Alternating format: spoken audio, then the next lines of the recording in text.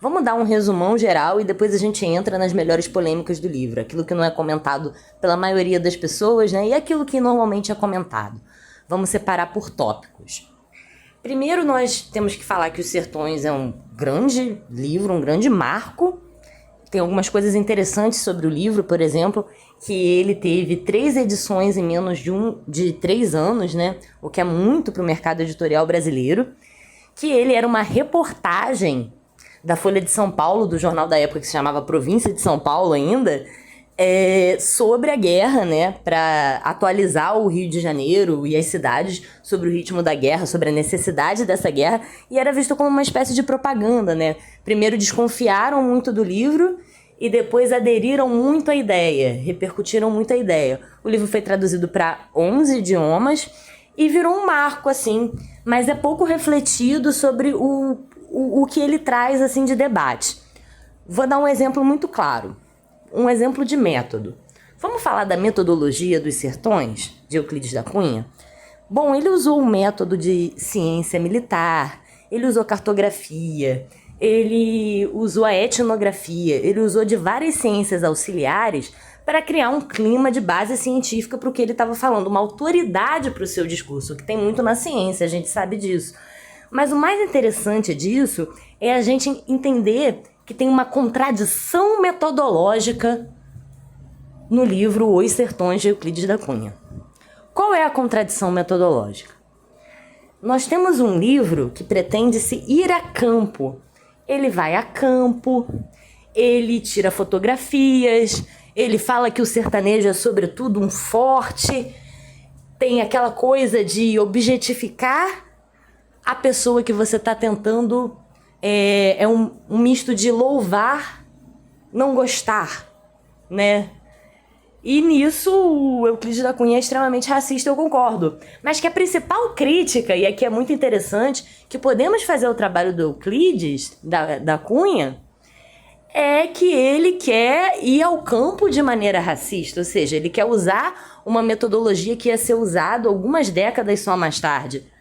Pela antropologia relativista, por Malinowski, que é coisa do Diário de Campo, que era uma espécie de reinauguração da antropologia, você deixava de ser antropologia de gabinete, como era chamada a antropologia no século XIX, né? A antropologia de Morgan, descritiva, evolucionista. Só que aqui que tá o pulo do gato. Euclides da Cunha acredita em toda a ideologia da antropologia de gabinete, todos os preconceitos, que existem raças diferenciadas, que existe um homem melhor que o outro, ele acredita em tudo isso, mas o método que ele usa é um método que vai a campo, que conhece, e aí que tá errado o seu livro, porque ele quer compor 2 tradições completamente distintas. Então não funciona nem como uma etnografia verdadeira e nem tampouco quanto esse livro de curiosidades que ele também estava tentando puxar por esse lado, né? E tem muitas coisas interessantes da campanha de Canudos e do livro em si. É um livro gigante. Para você ler, você tem que ser de alguma maneira apaixonado por história, imaginar aquela pessoa ali indo nos acampamentos e tal. Nesse sentido, existem filmes que também ajudam você a entrar nesse universo do livro. E o livro em si, ele traz diversas curiosidades sobre essa campanha. Primeiro que não foi uma coisa só, não foi... acabaram com Canudos e foi isso. Foram diversas tentativas. Inclusive, eles destruíram a igreja que os seguidores de Antônio Conselheiro construíram e deixaram só uma cruz lá, que hoje em dia as pessoas visitam. E é fantasmagórico se você olhar realmente as imagens, tanto da época quanto as imagens de hoje em dia, do lugar onde foi Canudos. Se você reparar, é situado no mapa naquela fronteira ali com Sergipe, né? Fronteira nordestina, né? É o lugar que liga todas as terras do sertão, interior da Bahia, que se liga com praticamente todas as fronteiras dos outros estados. Então é como se fosse uma zona morta onde eles criaram uma comunidade com uma certa ideologia que há de se questionar, há de se entender e tal. Eram camponeses, pessoas muito pobres, analfabetas e tal, mas que acreditavam na volta da monarquia. E é uma coisa interessante porque você pode pensar, isso tornaria eles imediatamente errados. Mas também o republicanismo das tropas, que matou todo mundo, é uma coisa assustadora.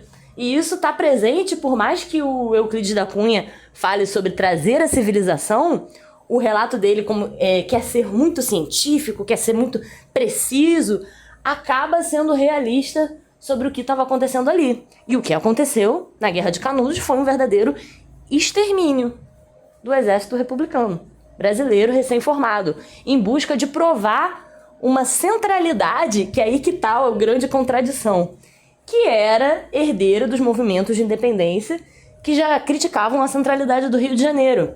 Então é bem lá parecido com a crítica do Machado de Assis em Esaú e Jacó, sobre os republicanos e os monarquistas estarem sendo bem parecidos nas suas táticas e na sua forma de fazer política.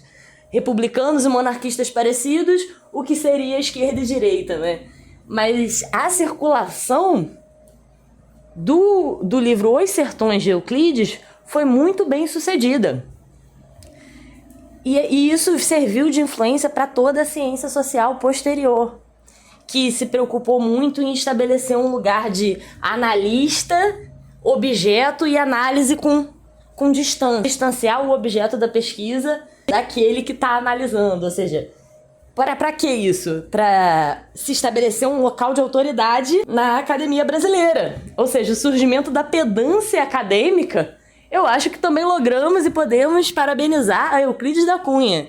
A história pessoal da vida dele, né? Ele não foi uma pessoa feliz, ele foi trocado pela sua esposa e tal. Muitas pessoas costumam falar disso, né? Do caso da mulher dele, com cabo raso, não sei o quê.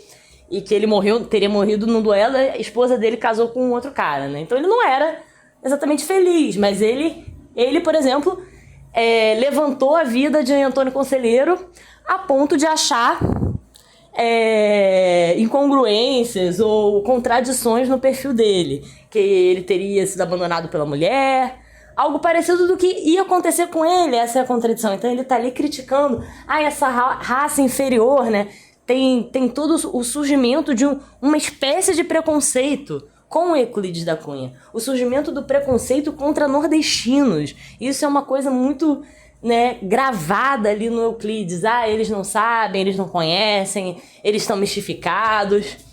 E há de se debater a extensão disso, da intenção disso, porque do outro lado também tinha a questão da superstição, das massas de manobra e tal. Mas o discurso do Euclides, de nenhuma maneira, era um discurso favorável a essas pessoas. Era um discurso pró-extermínio. Quando ele diz que o sertanejo é um forte, ele diz que o sertanejo é forte para morrer.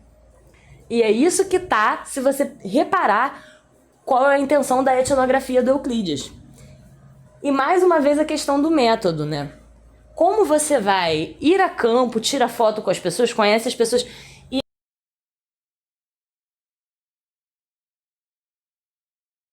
Como que você faz isso? Como que você dialoga essas tradições? E ter aprendido tudo que ele soube da vida de ciência com a antropologia de gabinete, mas ele não faz como a antropologia de gabinete, que é observar a distância. Ele vai a campo, ele se suja, ele aquela estirpe dos militares positivistas que queriam transformar o conhecimento em atitude, porque dessa maneira eles ficavam mais próximos ao poder. Então a ascensão da leitura do Euclides também é uma ascensão do positivismo nas nossas ciências e como que isso começa a moldar não só os militares, mas a própria instituição política brasileira, no seu recém-republicanismo.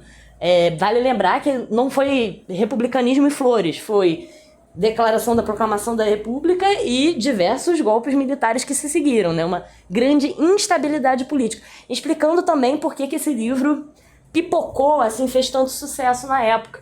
Porque demonstrava uma tentativa de ideia de superioridade de um Brasil moderno, mas que não se sustentava ignorando as tradições populares, né? Que depois ia ser capitalizado. Então essa é a grande lição de Euclides. Não vá a campo se você é um historiador de gabinete, porque, né? Quem vai cuidar da sua mulher?